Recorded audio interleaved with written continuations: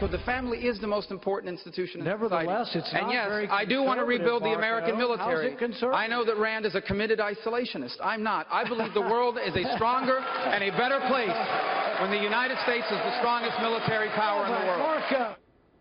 Well, those are two candidates there with different views on foreign policy. In fact, many of them aired some major foreign policy differences at Tuesday's debate, centering around how and when to use military force. So let's bring in KT McFarland, Fox News national security analyst and former Deputy Assistant Secretary of Defense in the Reagan administration. Thank you for being with us, KT. Pleasure. So the one thing the candidates do agree on is that the Obama-Clinton foreign policy has been a disaster. But beyond that, as one analyst tells the Washington Post, their views on how to fix things are all over the map. Do you agree this is a big internal debate? Yeah, it's almost like a civil war within the Republican Party, and it's been a long time in coming because it pits sort of two elements within Republican conservative circles.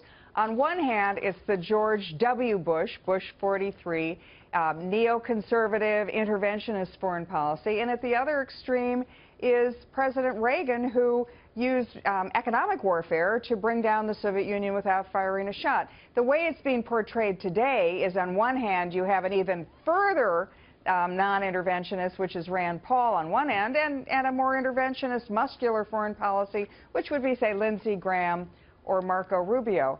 The issue, though, that I find so fascinating, Patti Ann, is that the two frontrunners, Dr. Carson and Donald Trump, they don't have really well thrashed out, well thought out foreign policy positions. Their foreign policy positions are still evolving. And while this may end up being a major debate within the Republican Party, it will also be a major debate if Hillary Clinton is the Democrat nominee. So it's a foreign policy election. We just don't know what our foreign policy is if you're a Republican. Yeah, for sure. I want to get to more on the contrasts with Hillary Clinton in a second. But let's go back to the disagreement between the Republicans when it comes to handling Syria, Putin, and ISIS.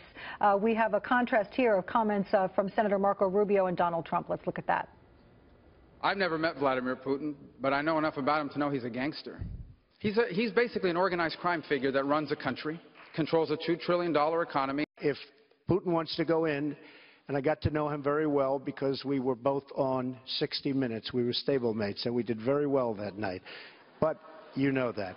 But if Putin wants to go and knock the hell out of ISIS, I am all for it 100%, and I can't understand how anybody would be against it. Obviously, it's a very complicated situation there. What do you say about that, the candidates' views on that?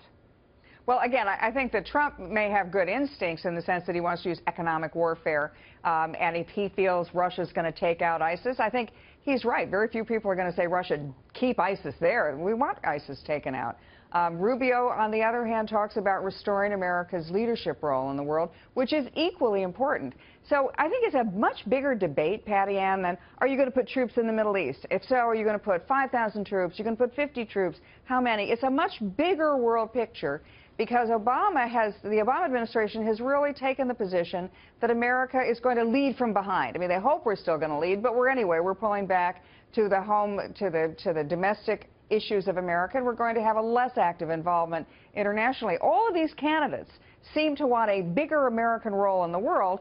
They're just not sure what that is. Is it military? Is it economic? Is it diplomatic? Is it political? And that's what they're going to thrash out. So which candidate, in your view, is best equipped to take on Hillary Clinton on these foreign policy issues? Well, we're your way. You know, I think it's awfully early to say what's your specific foreign policy position on this or that.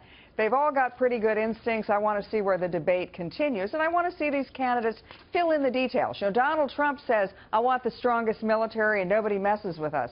Well, that's the essence of Reagan's peace through strength. Have the strongest, toughest military, then nobody picks a fight with you, and if they do pick a fight, you crush them like a bug. On the other hand, I think Hillary Clinton has a lot of very big vulnerabilities on her foreign policy record. You know, the reset with Russia, that's been a disaster. the ending of the Iraq War. We had the Iraq War won when the Obama-Clinton-Kerry administration left, giving rise to ISIS. And the Libyan war has turned out to be Benghazi. It's jihadi chaos. So she's very vulnerable on the foreign policy issues, but we need to see which of the candidates develop. Marco Rubio has a pretty strong idea of American foreign policy. He's been thinking about it. He's been on the congressional and Senate committees for a long time. Other candidates do as well. But as I said, the two front runners, they're still evolving their foreign policy. All right, we shall see. KT McFarland, thank you. Thanks, Patti.